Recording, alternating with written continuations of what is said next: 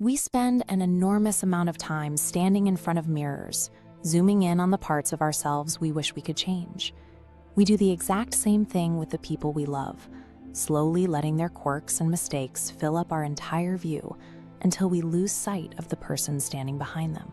Centuries ago, there was a kingdom that operated entirely differently. The markets were overflowing, streets filled with music, and the citizens fiercely adored their king. That safety had required a staggering sacrifice.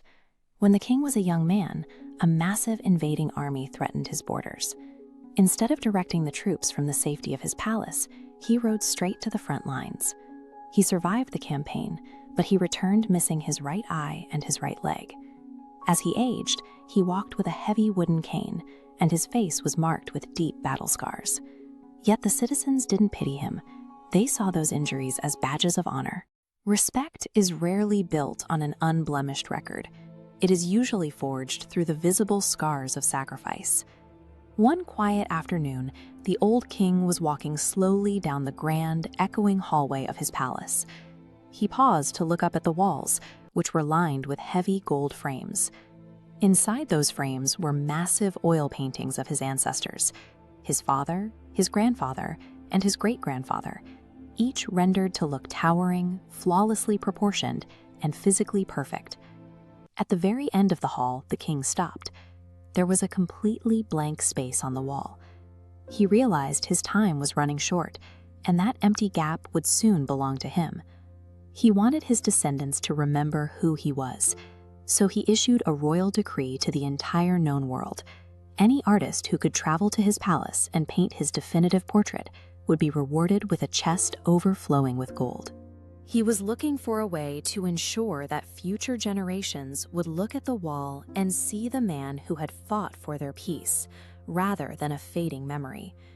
Within a few weeks, the greatest master painters from across the globe arrived in the courtyard. They carried their finest brushes and canvases, eager to claim the golden prize. But the moment the king stepped out to greet them, a heavy silence fell over the crowd. The artists took one look at his missing eye and his wooden leg, and a quiet panic set in. They realized they were caught in a puzzle where every traditional answer seemed to lead to disaster. Path 1. Absolute truth. Painting his missing eye and leg creates a jarring composition, deeply insulting the king. Path 2. A flattering lie. Painting two perfect eyes and legs. But doing so erases the very scars he suffered to keep his people safe.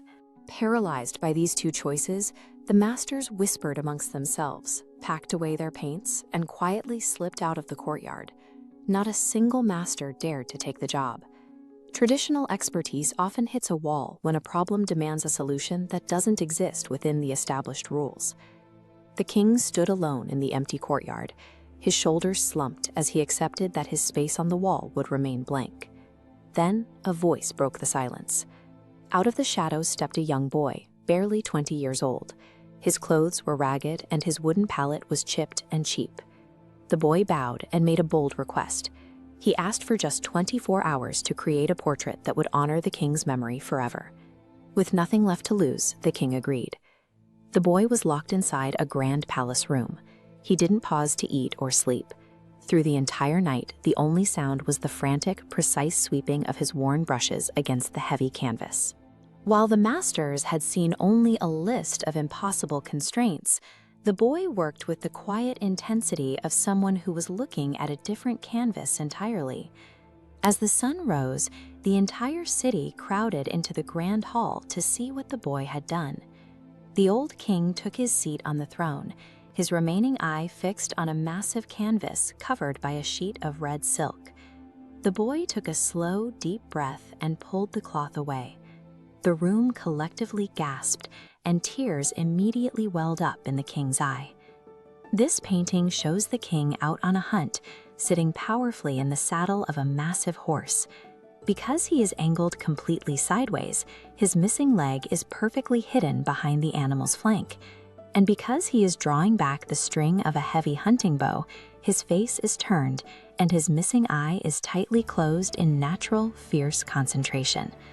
The portrait was a masterclass in framing. By selecting a specific action, the hunt, the boy captured the king's physical reality while simultaneously celebrating the dignity he had earned through his service. This same logic applies to how we frame the people in our own lives and how we judge ourselves when we look in the mirror. Every single person on Earth is navigating life with missing pieces. We all carry scars, whether they are physical or emotional. The next time you find yourself staring at a flaw in someone you care about, remember the boy and his worn-out brushes. Make the deliberate choice to frame them by their strengths and let their inevitable weaknesses fade quietly into the background. Human perfection is an illusion, but the angle from which we choose to view each other, instead of directing the troops